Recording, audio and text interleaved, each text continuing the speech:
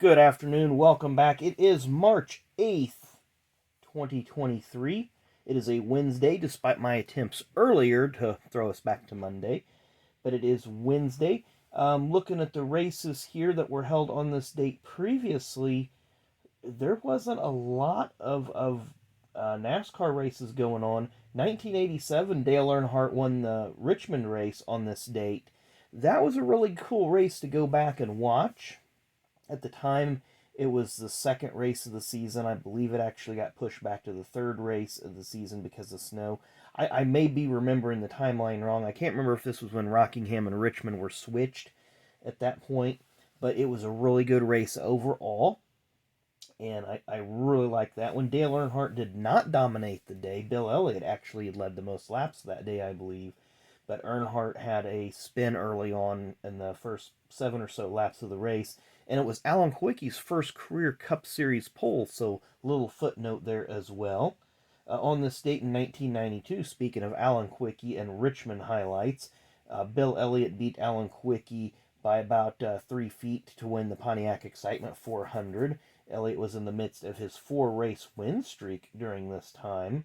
Looking at some of the other NASCAR races that happened on this date, again, a couple races from Atlanta, a couple races from Las Vegas, not really anything that really pops and stands out. So we will fast forward to our birthdays, have a couple cardless birthdays that we will start with. We have a sibling of a NASCAR champion, uh, Miss Ethel Flock Mobley. Of course, she is the sister of Tim, Bob, and Fonty Flock. She was born on this date in 1914, and she did race against her brothers a few times in the then strictly stock / Grand National division of NASCAR, which is now the Cup Series. Also born on this date in 1965, drag racing legend Tony Pedregon.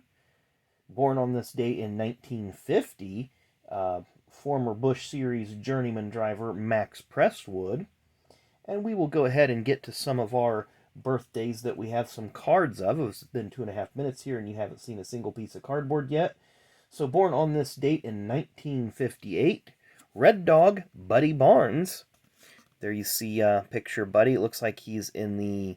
This is going to be Fall Atlanta 1994 because Harry Gant has the throwback paint scheme right there. You see Jeff Burton's car there. Can't remember if he was named crew chief after Richmond in September. So it was just a short period of time there that he was a crew chief for Jeff Burton, but I really don't recall that.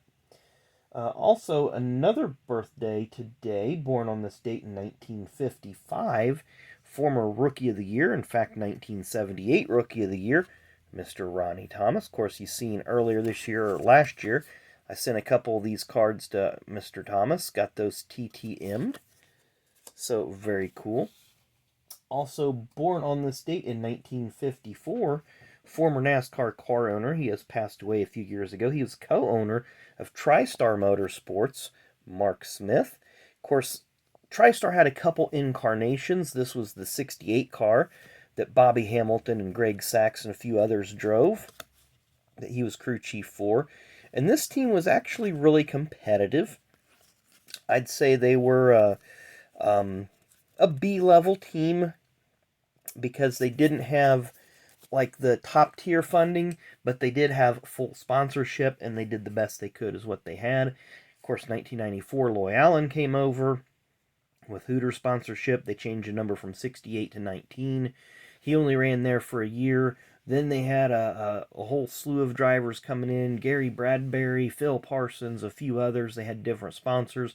Loy Allen actually came back. Dick Trickle drove the car for most of 96 after Loy Allen was injured. So they had a lot of drivers. Then the team kind of disbanded. Then they came back in the mid-2010s, early 2010s, with car number 72. I don't know if you remember that one, that was split between Corey LaJoie and Cole Witt. But during that time, Mark Smith did pass away. His son Brian took over the team, and they kind of folded a few years ago. But at that point, TriStar was just a shell of its former self. They did run an Xfinity Series team with Mike Bliss and a few other drivers, but they just never could get that footing that they had early in the 90s.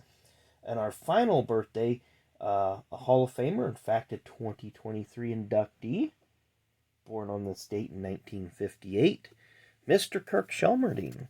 Of course, Kirk was crew chief for four of Dale's 7 Cup Series titles, 86, 87, 90, and 91. He was also front tire changer there, as you see. And as you'll see here in a moment, of course, we got the Black Max and the Red Max.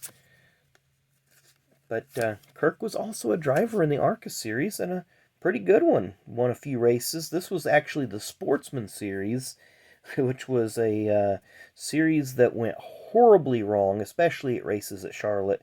But it was designed to be a low-budget series, raced at Charlotte, Pocono, a couple other tracks to try to give short track drivers speedway experience. And unfortunately, a lot of tragedies occurred, especially at Charlotte. But Kirk ran that series, and he also won an ARCA race. I believe it was also at Charlotte, driving for James Hilton. So, and of course, Kirk's first Cup start came in 1981 at Texas Motor Speedway, driving for James Hilton, as he was crew chief for James back then. Then here you have a picture of him at Rockingham, and then a 92 Pro Set, and then a 91 Trax. And I like this one because, look, he's got that lug nut in the mouth.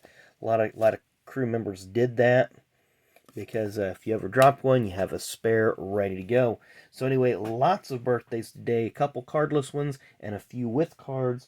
So anyway, hope you all enjoyed the video today. Make sure you come back tomorrow. We're going to keep ripping here. That's what we do. Not sure what we'll do just yet. I always kind of do that on the fly.